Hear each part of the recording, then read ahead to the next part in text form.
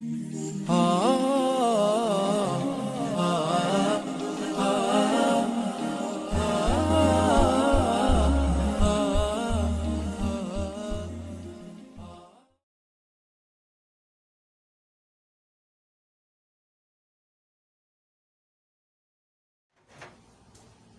ونصلی ونسلم علی رسولہ الکریم اما بعد۔ نبی کریم صلی اللہ علیہ وسلم سے بہت ساری احادیث مبارکہ میں قربانی کے احکام وغیرہ منقول ہیں۔ مشکوٰۃ شریف میں تقریباً روایتوں کو جمع کیا ہے۔ ان روایتوں میں سے کچھ روایتوں کو جائزہ لے کر آپ کے سامنے پیش کرتے ہیں۔ حضرت انس رضی اللہ تعالیٰ عنہ کی روایت ہے، فرماتے ہیں ضحى رسول اللہ صلی اللہ علیہ وسلم بکبشین املحین اقرنین، کہ آپ صلی اللہ علیہ وسلم نے دو مینڈھے ذبح کیے جو دونوں سفید اور سیاہ تھے اور دونوں سینگوں والے تھے۔ اب قربانی کا جانور اگر قربان کیا جائے تو آپ صلی اللہ علیہ وسلم کو جو پسند ہوتا تھا سفید اور سیاہ رنگ کا جانور پسند ہوتا تھا، اور دوسری بات سینگوں والا پسند ہوتا تھا، اس لیے کہ اعمال نامے میں سینگ بھی ہوں گے، اس کو بھی تولا جائے گا۔ آگے فرمایا ذبحہما بیدہ، آپ صلی اللہ علیہ وسلم نے ان دونوں کو اپنے مبارک ہاتھوں سے ذبح کیا۔ تو قربانی کے اندر جو قربانی کرنے والا ہے سب سے بہتر یہی ہے کہ وہ قربانی اپنے ہاتھوں سے کرے، تاکہ نبی کریم صلی اللہ علیہ وسلم کا طریقہ، نبی کریم صلی اللہ علیہ وسلم کی سنت کی ادائیگی کی جھلک آ جائے۔ آگے وسما وکبرا، نبی کریم صلی اللہ علیہ وسلم نے تسمیہ پڑھی یعنی بسم اللہ پڑھی، اور وکبرا اور تکبیر پڑھی یعنی اللہ اکبر۔ آگے فرماتے ہیں رأیتہ واضعا قدمہ علی صفاحہما، میں نے دیکھا آپ صلی اللہ علیہ وسلم اپنے قدم مبارک کو اس جانور کے، اس مینڈے یا دمبے کے کلے پر رکھے ہوئے تھے، اور اس طرح قربانی کا جانور ذبح کیا، اور یہ کہتے ہوئے ذبح کیا بسم اللہ واللہ اکبر۔ یہ متفق علیہ روایت ہے، یعنی بخاری میں بھی ہے اور مسلم شریف میں بھی ہے۔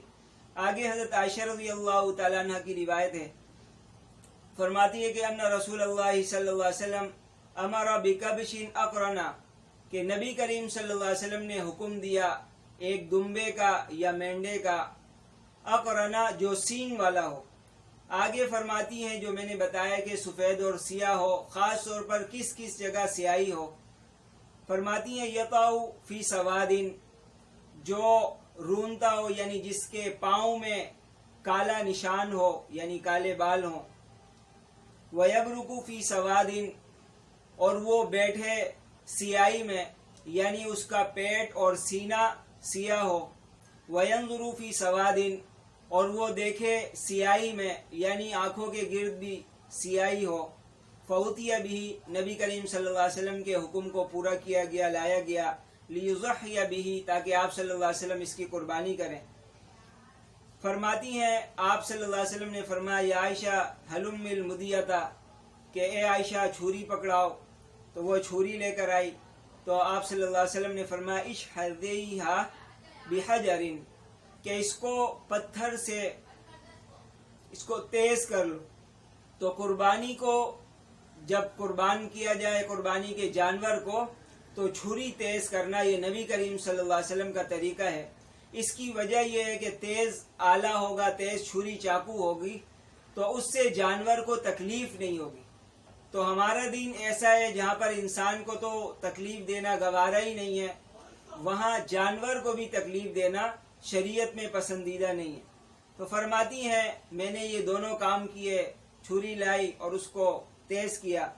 آپ صلی اللہ علیہ وسلم نے اس چھری کو بھی لیا اور اس دمبے کو لیا، فَأَضْجَعَهُ، اور اس کو لٹا دیا، ثم ذبحہ، پھر اس کو ذبح کرنے کا ارادہ کیا، ثم قال بسم اللہ، اللہ کا نام لے کے ذبح کیا، اللہم تقبل من محمد وآل محمد ومن امتی محمد، اور آپ صلی اللہ علیہ وسلم نے قربانی سے پہلے یہ دعا پڑھی کہ اللہ اس کو قبول فرما من محمد صلی اللہ علیہ وسلم، محمد صلی اللہ علیہ وسلم کی طرف سے، وآل محمد، اور آل محمد صلی اللہ علیہ وسلم کی طرف سے، ومن امتی محمد صلی اللہ علیہ وسلم، محمد صلی اللہ علیہ وسلم کی امت سے.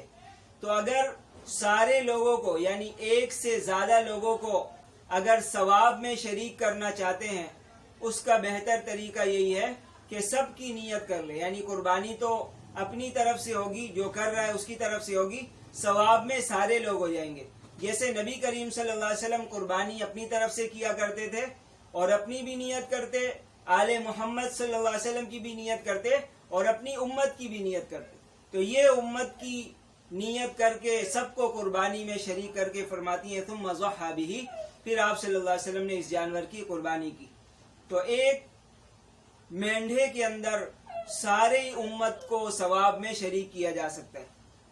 آگے حضرت ابن عمر رضی اللہ تعالیٰ عنہ کی روایت ہے، فرماتے ہیں کان النبی صلی اللہ علیہ وسلم یذبح وینحر بالمصلی، نبی کریم صلی اللہ علیہ وسلم کا جو معمول ہوتا تھا گائے وغیرہ یا بکری یا دمبا وغیرہ کو ذبح کرنے کا، وینحر اور نحر کرنے کا یعنی اونٹ قربان کرنے کا، بالمصلی یہ عیدگاہ میں ہوتا تھا.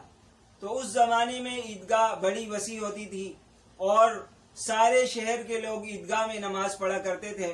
وہیں پر سارے لوگ اپنے جانوروں کو بھی لایا کرتے تھے اور وہیں پر قربانی ہوتی تھی. تو بہتر یہی ہے کہ اگر کوئی عذر نہ ہو تو عیدگاہ کے اندر نماز بھی پڑھی جائے اور اپنی جانوروں کی قربانی بھی وہیں کی جائے. باقی جو ہمارے یہاں معمول ہوتا چلا جا رہا ہے مسجدوں کے اندر نماز پڑھنے کا، تو یہ تھوڑا شریعت سے ہٹ کر ہے. اور فقہائے کرام نے لکھا ہے کہ مسجد کے اندر عید کی نماز پڑھنا اگر مجبوری نہ ہو، بلا کسی مجبوری کے، یہ مکروہ ہے. اس لیے کہ یہ اجتماع کا مقصد یہ ہے کہ ایک بڑی تعداد سارے لوگ ایک جگہ جمع ہوں اور اس سے کفار پر رعب پڑے. تو یہ آپ صلی اللہ علیہ وسلم کا معمول تھا. تو اس میں دو لفظ آئے، ایک ہے ذبح کرنا، ایک ہے نحر کرنا. تو اونٹ کے علاوہ جن جانوروں کی قربانی ہوتی ہے اس میں ذبح کرنے کا طریقہ شریعت میں مشروع کیا گیا ہے اور اونٹ کو نحر کرنے کا طریقہ شریعت میں رکھا گیا ہے. اس لیے قرآن کے اندر بھی اسی کا ذکر ہے ان تذبحوا بقرہ، کہ بقرہ یعنی گائے کو ذبح کرنا. تو وہاں ذبح کا لفظ آیا ہے. ذبح کہتے ہیں لٹا کر ذبح کرنے کو، اور نہر کہتے ہیں اونٹ کا ایک پاؤں باندھا جاتا ہے اور پھر جو ہے اس کو چاقو مارا جاتا ہے کھڑا کھڑا، اس کے بعد جب وہ کمزور ہو کے خود گرتا ہے.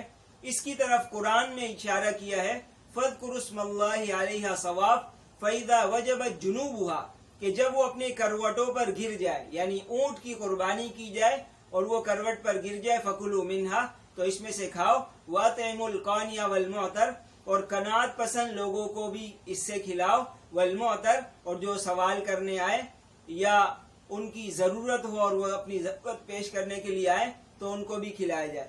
تو بہرحال اگر کوئی اونٹ کو ذبح کرے اس کی بھی گنجائش موجود ہے، لیکن یہ کام ناپسندیدہ ہے. اسی طرح کوئی اگر بلا مجبوری کے اگر جانور کو یعنی گائے کو یا بکری کو نحر کرے تو یہ ناپسند کام ہے، لیکن بہرحال ذبح ہو جائے گا. آگے حضرت جابر رضی اللہ تعالیٰ عنہ فرماتے ہیں ان النبی صلی اللہ علیہ وسلم قال البقرۃ عن سبعۃ والجزور عن سبعۃ، نبی کریم صلی اللہ علیہ وسلم نے فرمایا کہ گائے 7 بندوں کی طرف سے ہو سکتی ہے، اسی طرح جو اونٹ ہے اس کی قربانی بھی 7 بندوں کی طرف سے ہو سکتی ہے. تو یہ آخری حد ہے، یعنی ایک جو گائے ہو یا بیل ہو یا اونٹ ہو اونٹنی ہو، اس میں 7 حصے رکھے جا سکتے ہیں، 7 آدمی شریک ہو سکتے ہیں. اس سے زیادہ شرکت نہیں ہو سکتی. اس سے کم ہو سکتا ہے کہ ایک گائے کے اندر 6 آدمی شریک ہو جائے، ایک گائے کے اندر 5 آدمی شریک ہو جائے، یعنی 7 کی آخری حد ہے. اس سے کم بھی ہو جائے تو یہ سب صورتیں ٹھیک ہے.